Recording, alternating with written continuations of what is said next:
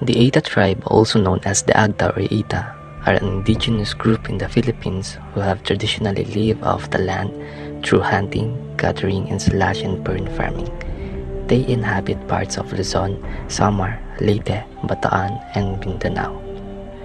The Ita are believed to be the first inhabitants of the Philippines.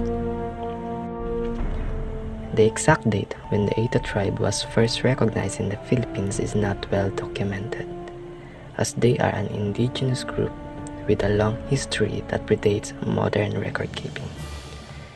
They were likely first officially recognized by the Spanish colonizers in the 16th century, although their contact with outsiders was minimal until the mid-20th century.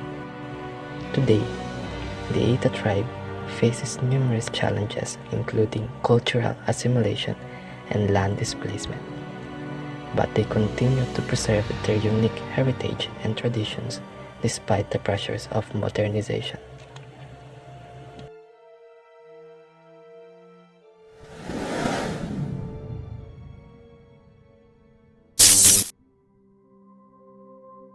There are many traditional practices and rituals Itas have. First is agricultural practices. The Ita people rely heavily on agriculture, and their farming practices are influenced by traditional beliefs and rituals. For instance, before clearing land for cultivation, they perform a ritual called kasibayan to ask for permission from the spirits of the forest. Next is healing practices. The Ita people have traditional healing practices that involves the use of herbal medicines and spiritual rituals.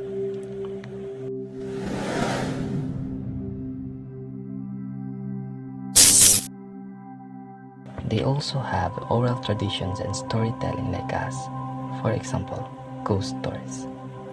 The Ita people believe in spirits and ghosts, and many of their stories revolve around encounters with supernatural beings. One spine-tingling tale is about a headless woman who hunts the forest, seeking revenge on those who wronged her.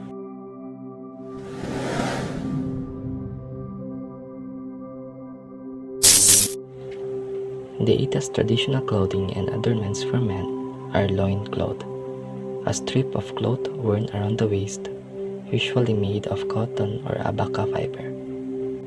Second is headband, a cloth or metal band worn around the forehead. For women are sarong, a tube-shaped skirt made of cotton or abaca fiber.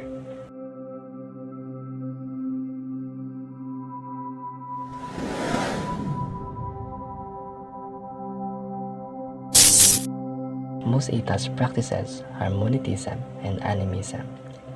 They worship a supreme being and at the same time also believe in environmental spirit, that various places in our environment are being governed by both good and evil spirits.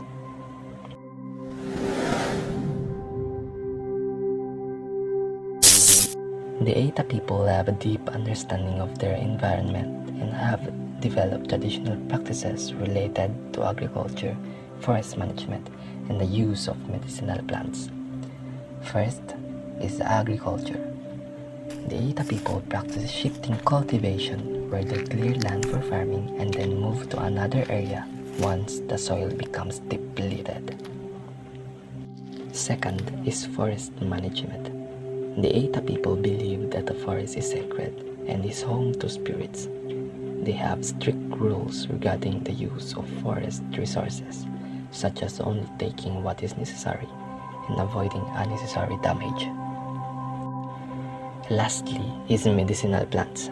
The Ita people have extensive knowledge of medicinal plants and their uses.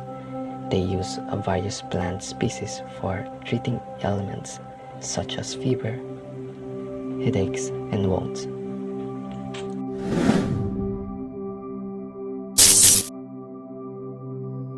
The health care of the residents is ultimately challenged due to the lack of health literacy that stems from poor education and inaccessible health facilities.